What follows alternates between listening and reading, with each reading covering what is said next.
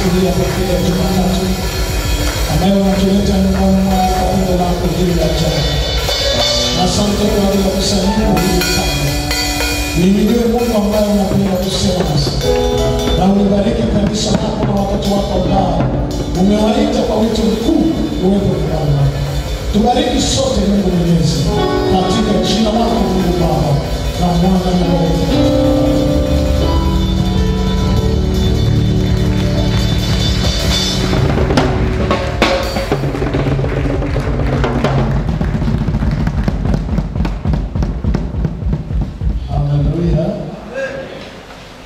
Ninawakaribisha ninyi wote katika ibada hii ya siku ya leo, siku hii mpya ya Jumatatu, juma la Bwana ambalo ametupa la baraka kubwa. Ni heshima kubwa sana wewe kuwepo nyumbani kwa Bwana alfajiri ya leo. Hayo makofi ya washindi wanaweza wakapiga vigelegele vya shangwe na furaha. Haleluya. Naomba ufungue kitabu cha Biblia yako pamoja nami katika kitabu cha Mathayo mlango wa 15 mstari wa 29 mpaka wa 39. Injili kama ilivyoandikwa na Mathayo mtakatifu. Injili ya Yesu Kristo kama ilivyoandikwa na Mathayo mtakatifu mlango wa 15 mstari wa 29 mpaka wa 39. Injili kama ilivyoandikwa na Mathayo mlango wa 15 mstari wa 29 mpaka wa 39. Na mimi nawatangulia kusoma katika jina la Yesu Kristo wa Nazareti aliye hai. Yesu akaondoka huko akafika kando ya bahari ya Galilaya. Akapanda mlimani akaketi huko. Wakamwendea makutano mengi wakimletea viwete, vipofu, mabubu, vilema na wengine wengi. Wakawaweka miguuni pake akawaponya. Hata ule mkutano wakastaajabu walipowaona mabubu wanasema, vilema wanakuwa wazima, viwete wanakwenda na vipofu wanaona. Wakamtukuza Mungu wa Israeli. Yesu akaita wanafunzi wake akasema, na wahurumia mkutano, kwa kuwa yapata siku 3 wamekaa pamoja nami, wala hawana kitu cha kula. Tena kuwaaga. Nataka kuzungumza kidogo hapa mstari wa 32. Na wahurumia mkutano, kwa kuwa yapata siku 3 wamekaa pamoja nami, wala hawana kitu cha kula. Siku 3 pamoja na Yesu wakiwa na njaa. Siku 3 pamoja na Yesu bila chakula. Siku 3 pamoja na Yesu wakipiga miayo. Siku 3 pamoja na Yesu wakiwa na uhitaji. Siku 3 pamoja na Yesu wakiwa kwenye safari. Siku 3, yapata siku 3 wamekaa pamoja nami, wala hawana chakula. Tena kuwaaga wakiwa wamefunga sipendi. Tena kuwaaga wakifunga sipendi, wasije wakazimia njiani. Asante Yesu, maana wanatupenda tusizimie njiani. Haleluya. Wasije wakazimia njiani. Wanafunzi wake wakamwambia, tupate wapi mikate mingi hapa nyikani, hata kushibisha mkutano mkuu namna hii? Yesu akawaambia, naye mikate mingapi? Wakasema 7, na visamaki vichache. Visamaki maana sio samaki, visamaki vichache. Napendaga watu wanaongea kwa lugha ya kukatisha tamaa kama hivi, maana anasema hata samaki, visamaki vichache. Akawaambia, mkutano waketi chini. Akaitoa ile mikate 7 na vile visamaki, akatoa ile mikate 7 na vile visamaki, akashukuru, akamega, akawapa wanafunzi wake, na wanafunzi wakawapa makutano. Wakala wote wakashiba, wakaokota masazo ya vipande vya mikate makanda 7 yamejaa, sawa na vikapu 12. Nao waliokula walikuwa wanaume 4,000 bila wanawake na watoto. Akawaaga makutano wakiwa wamekula na wamekusanya vya kusaza. Ndipo anawaaga makutano, akapanda chomboni, akaenda pande za Magadani. Mimi nimepaita hapa pande za Magadini. Soma pamoja nami kitabu cha Samueli wa kwanza mlango wa 2 mstari wa 30.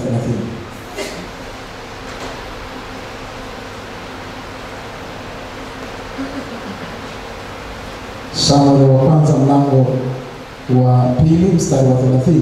Samueli wa kwanza mlango wa 2 mstari wa 30. Biblia inasema hivi: kwa sababu hii Bwana Mungu wa Israeli asema hivi, ni kweli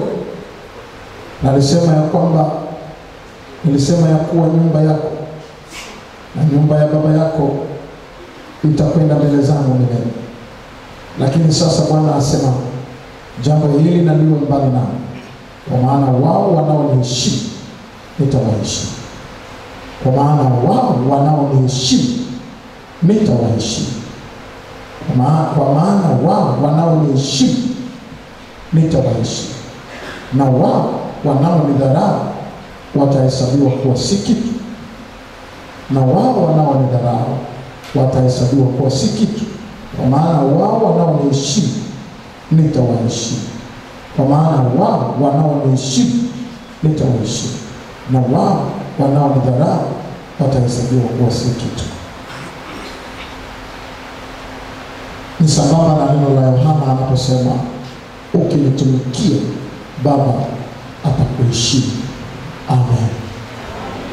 Baba, katika jina la Yesu Kristo Mwokozi, ni asante kwa ajili ya pendo lako la kimungu.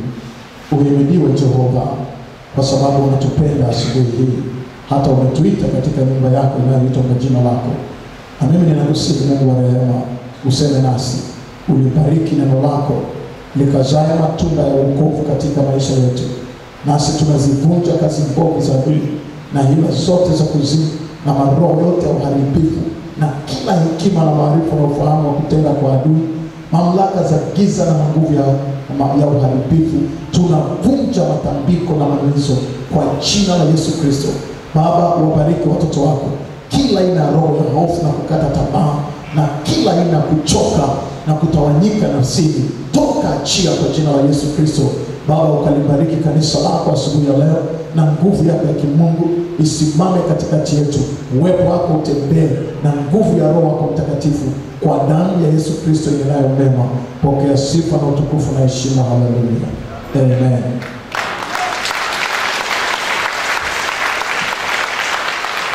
Haleluya. Mabibi na mabwana, asubuhi hii Mungu wetu amenituma, na kwa siku chache, siku kadhaa, tutataka kutafakari juu ya mada inayosema heshima inatengenezwa na hakuna heshima ya bure. Pengine niliwahi kuhubiri huko siku za nyuma, siku moja nakumbuka, lakini nataka kuleta mada hii, na Roho Mtakatifu amenituma kuleta mada hii kwa namna ya pekee na ya tofauti. Kuna kiwango fulani cha maisha ambacho wakati mwingine unafikiri kwamba cha maisha ya kiroho ambacho kitakusababisha kikupandishe kwenda kwenye heshima ya tofauti, ambayo Biblia inasema tunatoka kutoka heshima mpaka heshima, kutoka nguvu mpaka nguvu, na kutoka utukufu mpaka utukufu. Na nataka kuzungumza kidogo juu ya neno la Mungu ambalo anawaambia wana wa Eli, ni unabii kwa watoto wa Eli, walipofanya zinaa kanisani, na hapo ndipo nilipoachia. Nakumbuka nilipohubiri hapo kwa mara ya mwisho, Mungu akamtuma nabii akamwambia, kwa Bwana Mungu wa Israeli asema hivi, kwa maana wao wanaoniheshimu nitawaheshimu, wanaonidharau watahesabiwa kuwa si kitu. Kwa hiyo kuna kitu cha kufanya mbele za Mungu. Wanaoniheshimu nitawaheshimu. Na Mungu anasema ukimletea madharau umekwisha, lakini ukimheshimu atakuheshimu.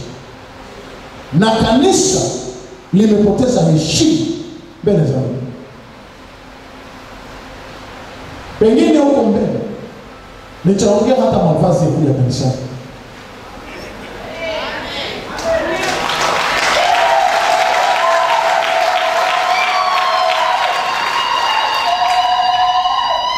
Na unaweza ukafikiri unalaana umerogwa, kumbe hivyo vitakataka unavyovaa mbele za Mungu kila siku unaroga hapa na baraka. Maana lazima ujiulize, naenda Bilikana Club au naenda kanisani? Sasa ukimletea Mungu madharau, naenda kuletea madharau makubwa, na madharau mbaya. Anasema wanaoniheshimu nitawaheshimu, na wanaonidharau watahesabiwa kuwa si kitu. Hata sadaka unazotoa, pengine huko mbele nitaongelea hivi, sadaka unayotoa mbele ya Mungu ni ya heshima au ni madharau? Na kama ni madharau, tegemea kupata madharau. Mungu amesema wanaoniheshimu nitawaheshimu, na wanaonidharau madharau. Unamjia hapa na kimini, Mungu anapiga kimini kuliko wewe, ndio unaondoka hapo hauna maana. Na unaweza ukamchosha mchungaji Kimaro, niombeni.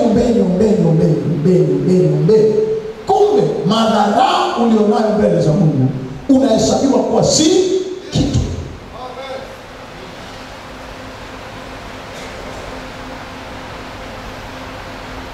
Ibada, kuabudu, discipline, nidhamu mbele za Mungu ni kitu ambacho kanisa leo limepoteza kwa kweli. Wakati mwingine nakaaga hapo nje saa nyingine siku ya Jumapili, naangalia watu wanaoingia kanisani, nasema Mungu wa Israeli, hivi akija mpagani atasema huko ndani wanaingia ni Bilikana Club, maisha naitwa maisha nini hiyo, maisha plus maisha club, ni maisha club au naenda kwa Mungu?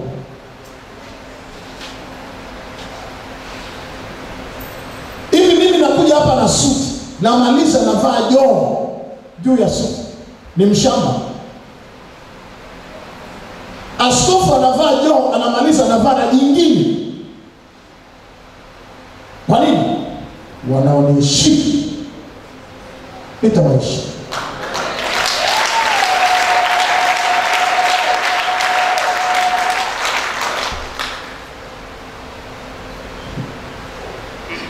Kuna wengine wanakuja na visuruali vyao mpaka pale wanamaliza wanachukua kimtandio eti wanakizungusha hapo.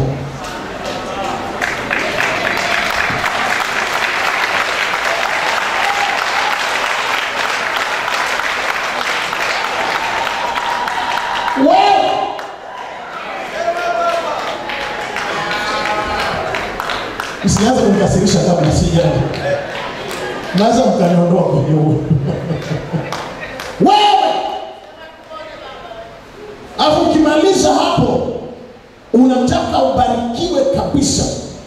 Tanzania yenye vitenge, na siku hizi kumetokea na mtindo wa vitenge, ni max wana na mama wanavaa African mother.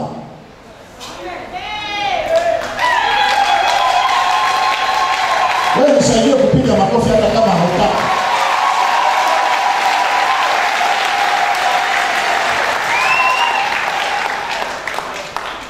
Wanaoniheshimu nitawaheshimu, na wanaonidharau watahesabiwa kuwa si kitu. Heshima inatengenezwa. Hakuna heshima ya Mungu. Mwakaseka alinisaidia sana. Ananiambia ukishaona unaanza kulalamika kila saa, watu hapa hawaniheshimu. Nikiingia waelewi kama na digrii 2. Nani atajua una digrii 2? Mtu mshenzi, mpuzi. Wewe ni profesa, sawa, lakini maisha unayoishi hata darasa la kwanza au ambaye hakwenda shule anafanya. Alafu nataka jamii kuheshimu. Inaanzia watu wataanzia wapi kuheshimu? Na ukishaona unalalamika kwamba siheshimiwi, ujue umeshaisha. Na heshima haitakuja kwa sababu unalalamika. Heshima itakuja kwa sababu umeamua kujipanga katika kutengeneza heshima katika maisha yako. Haleluya! Haleluya! Sasa hiyo ndio mada ambayo nitakuwa nayo huko mbele. Tutakuwa na mambo mengi ya kufanya. Acha leo ni mwaga zile tu hapa kuweka msingi, lakini hapo mbele tutakiona sawa sawa. Naendaje mbele za Bwana? Ninaabuduje mbele za Bwana? Ninasimamaje mbele za Bwana? Maisha yangu yakoje? Kwenye jamii nasimamaje? Wokovu wangu na ushuhudiaje kwa watu wengine? Kanisa limechanganya hata mueleweki. Yaani hata mueleweki. Ni watu wa namna gani? Ninajibu nini mbele za watu? Ninatumia lugha gani wakati mwingine? Ninafanya nini katika kukaa nikimheshimu Mungu ambaye yuko ndani yangu? Nilikuwa na mtu mmoja aliyekuwa profesa mmoja juzi, akaniambia Wahindi kule India wana salamu ya kusema ninamsujudia Mungu aliyeko ndani yangu. Yaani ndio salamu yao.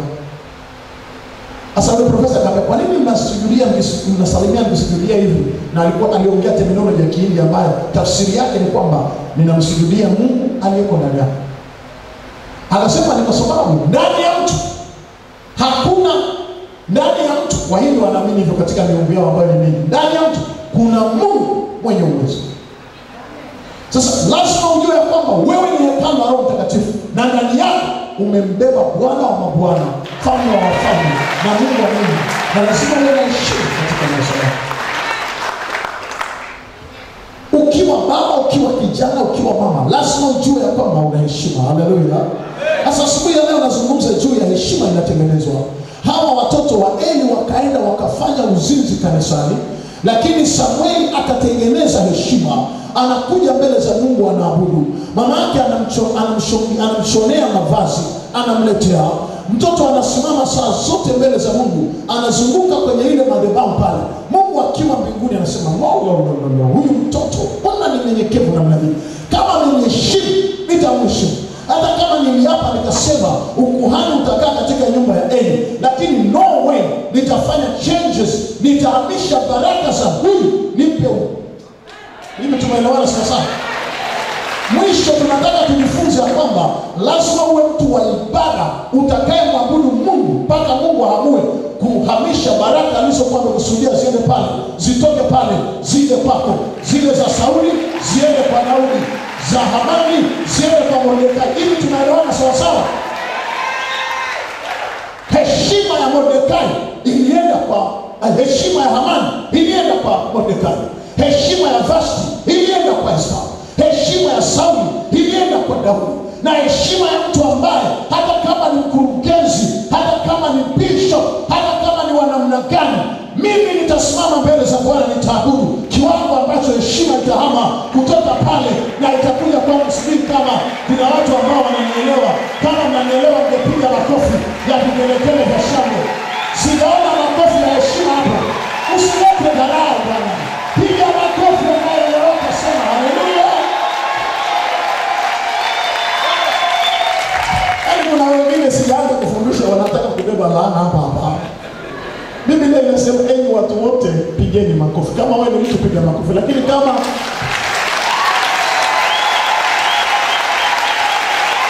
hiyo ni Zaburi imesema, Zaburi ya 47 anasema enyi watu wote pigeni. Lakini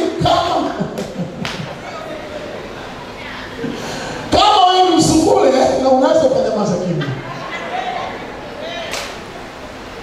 Lakini kama ni mtu